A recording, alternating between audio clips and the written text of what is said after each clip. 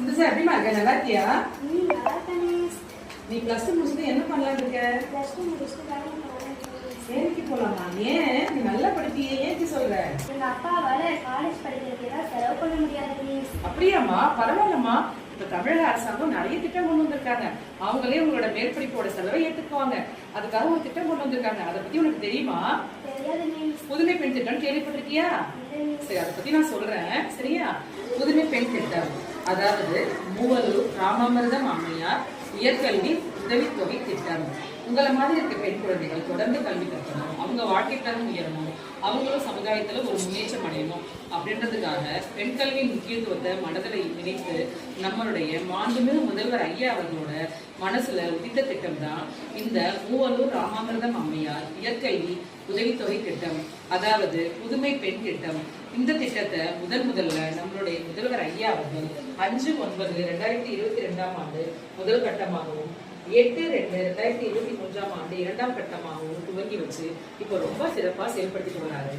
இதுவரைக்கும் கிட்டத்தட்ட 4.5 லட்சம் மாணவர்கள் இதன் மூலம் பயனடைஞ்சிருக்காங்க. இதுவரைக்கும் தமிழக அரசுக்கு 590 கோடி ரூபாய் செலவு பண்ணிருக்கு.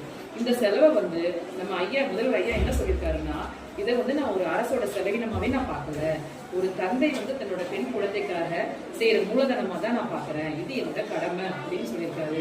உங்க அப்பாவால உன்னை படிக்க வைக்க முடியாது, கஷ்டம் அப்படின்னு சொல்றேன். இப்போ நம்மளுடைய முதல்வர் ஐயா என்ன பண்றாரு, உனக்கு அப்பான்ற ஒரு ஸ்தானத்துல இருந்து உன்னோட உயர்கல்விக்கு உதவி செய்யற மாதிரி இந்த புதிய திட்டத்தை கொண்டு வந்திருக்காரு. இதன் மூலமா 6 முதல் 12ஆம் வகுப்பு வரை அரசு பள்ளியில பயிர்ந்த எல்லா மாணவர்களுக்கும் தங்களுடைய கல்லூரி படிப்பை முடிக்கிற வரைக்கும் மாதம் 1000 ரூபாய் உதவித்தொகை வழங்கப்படும். அந்த பணத்தை பயன்படுத்திக்கிட்டு நீங்க என்ன பண்ணலாம், தொடர்ந்து உயர்கல்வி படிக்கலாம்.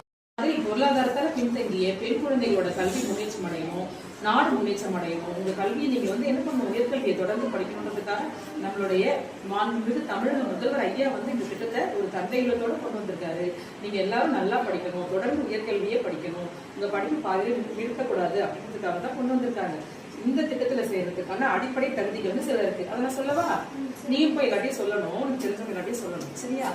முதல் தகுதி 6 முதல் 12ஆம் வகுப்பு வரை அரசு பள்ளிகள்ல, அரசு பள்ளிகள்னா தொடக்கப்பள்ளி, நடுநிலைப்பள்ளி, உயர்நிலைப்பள்ளி, மேல்நிலைப்பள்ளி, ஆதிதிராவிட நலத்துறை பள்ளிகள், பிற்படுத்தப்பட்ட பள்ளிகள், அந்த மாதிரி நிறைய இருக்கு. எதுல வேணாலும் படிச்சிருக்கலாம்.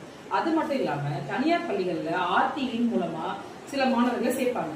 அந்த மாணவர்களும் 6 முதல் 8ஆம் வகுப்பு அந்த தனியார் பள்ளிகளில் படிச்சிருந்தாலும் அவங்க தொடர்ந்து 9 முதல் 12ஆம் வகுப்பை அரசு பள்ளியில படிச்சா அவங்களும் இந்த உதவி தொகையை வாங்கிக்கலாம், சரியா?